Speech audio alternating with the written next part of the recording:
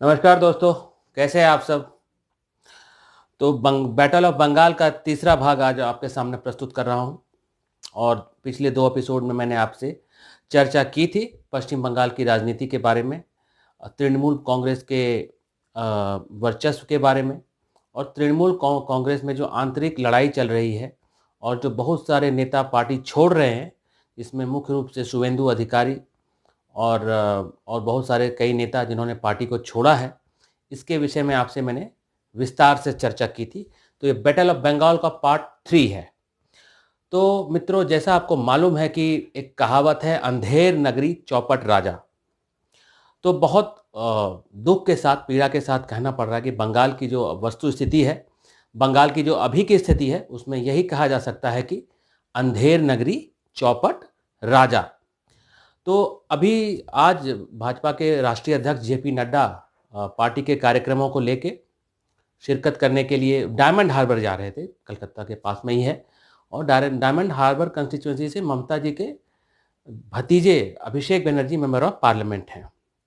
तो जैसा आपने देखा होगा, जो समाचार प्राप्त हो रहे हैं, वहाँ पर बड़े बड़े ईंटों से, पत्थरों से हमला किया गया, और जिसमें कि कैलाश विजयवर्गीय और मुकुल रॉय घायल हुए, और बहुत सारे नेता। तो एक निश्चित रूप से एक बहुत बड़ी चूक है। और नड्डा जी के भी गाड़ी पर हमला किया गया। हालांकि उनका बुलेट प्रूफ गाड़ी थी और वो जेट सिक्योरिटी मिली हुई है, तो उनकी गाड़ी को सिर्फ क्षति हुई, लेकिन अंदर में लोगों के पास जो चित्र आ रहे हैं, जो फोटो आ रहे हैं, शेयर किए गए सोशल मीडिया, बड़े बड़े ईंट और पत्थर हैं। तो ये क्या दर्शाता है? ये दर्शाता है कि बंगाल में जो खूनी राजनीति का इतिहास रहा है, कानून व्यवस्था नाम की कोई चीज़ नहीं रहेगी। और सत्ता जब दरकती है, सत्ता जब जाने का खौफ होता है, सत्ता जाने का भय होता है, तो जो जो उनके सिपाहसालार होते हैं पार्टी के, वो इसी तरह की हिंसा पर उतारू हो जाते हैं। अभी 2 दिन पहले जो सिलीगुड़ी में नॉर्थ बंगाल बचाने के लिए भाजपा जनता युवा मोर्चा और तेजस्वी सूर्या के नेतृत्व में, और जिसमें कैलाश विजयवर्गीय और बाकी सांसद वगैरह भी थे, वहाँ सिलीगुड़ी में एक ऐसा ही आंदोलन किया गया था। वहाँ पे भी प्रदर्शन किए गए थे। वहाँ भी पुलिस ने निहत्थे कार्यकर्ताओं पर हमला किया, जिसमें से एक कार्यकर्ताओं की मृत्यु हो गई क्योंकि गोली चलाई गई वहाँ पे। तो यह सब बहुत कुछ बंगाल की आने वाले राजनीति को का एक टेलर आप कह सकते हैं कि आने वाले जो चुनाव होंगे, निश्चित रूप से बहुत ज़्यादा उसमें हिंसा होने की आशंका है। It is going to be one of the most bloodied elections. और बिल्कुल लोकसभा चुनाव में भी आपने देखा कि पूरे देश में कहीं इलेक्टोरल वायलेंस नहीं हुई, और पश्चिम बंगाल को छोड़ के। तो इलेक्शन कमीशन के भी they have their task on their hand. उनको भी ये सुनिश्चित करना पड़ेगा कि बिना किसी भय के लोग वोट डालें और हिंसा कम से कम हो। और इसके लिए आवश्यक है कि केजे राव मॉडल, जो कि 2005 में बिहार में अपनाया गया था, जो वहाँ के, तो उस हिसाब से सारे जितने बूथ हैं उस पर सेंट्रल पैरामिलिट्री फोर्स और सेंट्रल फोर्सेस को तैनात किया जाए, और उनके देख रेख में, उनके निरीक्षण में चुनाव करवाए जाए, ताकि ये फ्री और फेयर पोल हो। अब आते हैं बंगाल में अभी हो क्या रहा है। तो बंगाल में, जैसे मैंने बताया, शुभेंदु अधिकारी ने अपने त्यागपत्र दिया पार्टी से, हालांकि मिनिस्टरशिप से, हालांकि पार्टी से अभी तक इस्तीफा नहीं दिया है। और एक सस्पेंस बना हुआ और वेट एंड वॉच की स्थिति है कि वो किधर जाते हैं। तो उनका 8-10 जिलों में प्रभाव है, जिसमें 60-65 विधानसभा क्षेत्र आते हैं। और उनके, जैसा मैंने आपको पहले बताया था, कि उनको मेदिनीपुर का बादशाह कहा जाता है, और वो पूरा परिवार ही राजनीतिक है। उनके पिता और उनके भाई कांठी और तुमलुक वहाँ से सांसद हैं, दिव्येंदु अधिकारी और शिशिर अधिकारी। तो अब निश्चित रूप से उनको मनाने की कोशिश की गई। उसमें जो जो अभिषेक बनर्जी हो, सौगत राय हो, और जो प्रशांत किशोर हो, ये सब मिलने गए थे उनसे। हालांकि उनसे मुलाकात नहीं हुआ, पर उनके पिता से मुलाकात हुई।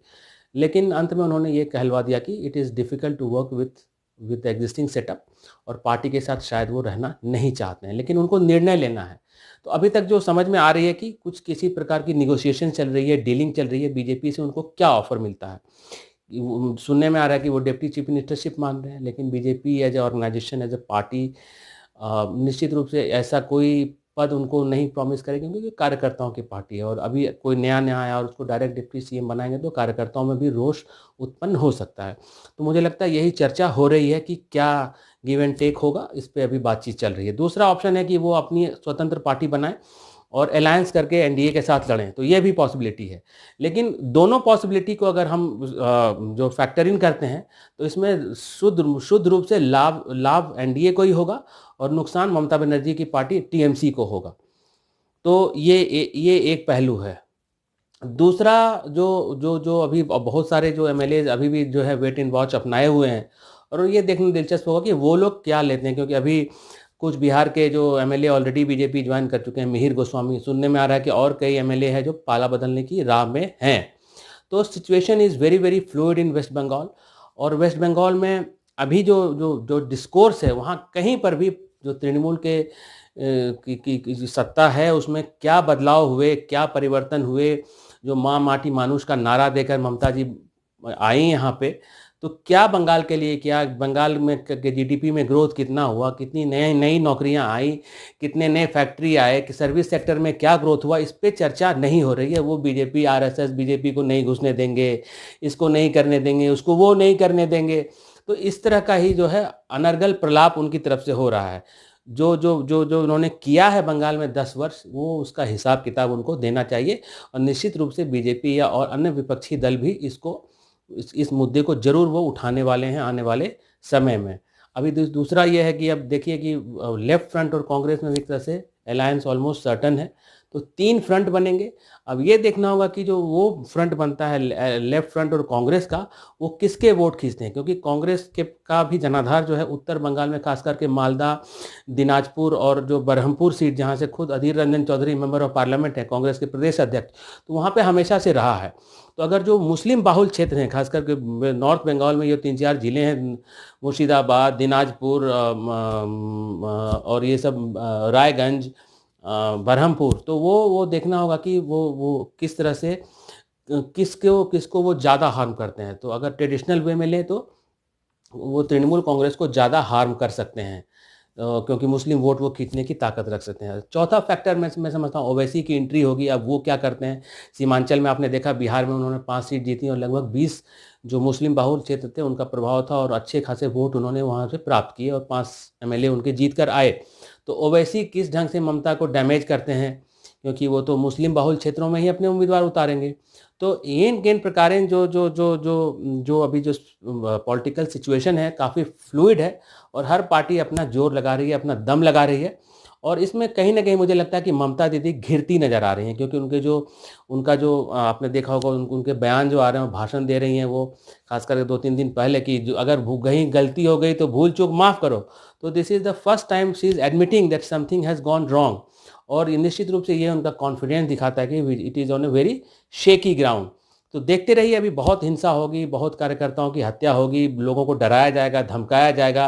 और कहीं ना कहीं ममता दीदी का ये मतलब उनकी चाल है कि किसी तरह से केंद्र सरकार को एक तरह से प्रोवोक किया जाए, आर्टिकल 356 लगाया जाए और फिर वो एक मार्टर की तरह, एक जो है एकदम वो जो है शहीद की तरह वो आना चाहेंगी और फिर नैरेटिव पूरा चुनाव का बदल जाएगा, बंगाली वर्सेस बाहरी, और जो वो करना चाह रही हैं। हालांकि बाहरी तो बांग्लादेशी घुसा के रखे हैं और रोहिंग्या सबको वोट बैंक बना के रखा है। तो उनकी ये चाल है और इसी चाल के तहत भाजपा अध्यक्ष पर हमला करवाया गया, उनके काफिले पे हमला करवाया गया और कार्यकर्ताओं की हत्या हो रही है। अभी कुछ बिहार में 2 दिन पहले कार्यकर्ता का शव मिला पेड़ से लटका हुआ। तो ये होता रहेगा और निश्चित रूप से सबसे ज़्यादा जिम्मेदारी और भूमिका इलेक्शन कमीशन की होगी कि वो किस तरह बंगाल में जो है फ्री एंड फेयर पोल कराए और रेगिंग जो होता है उसको किसी प्रकार से रोके। तो बहुत बहुत धन्यवाद। आपको अगर चैनल के कंटेंट पसंद आ रहा है तो शेयर करिए, लाइक करिए, कमेंट करिए। और ये बैटल ऑफ बंगाल का एपिसोड 3 था। जैसे जैसे नए डेवलपमेंट्स होंगे, नए समीकरण उत्पन्न होंगे, नए नए परम्यूटेशन कॉम्बिनेशन सामने आएंगे तो मैं उस पर निश्चित रूप से आपके सामने व्यापक चर्चा करूंगा। तो बहुत बहुत धन्यवाद, बहुत बहुत आभार आप सबका। एक बार और नमस्कार।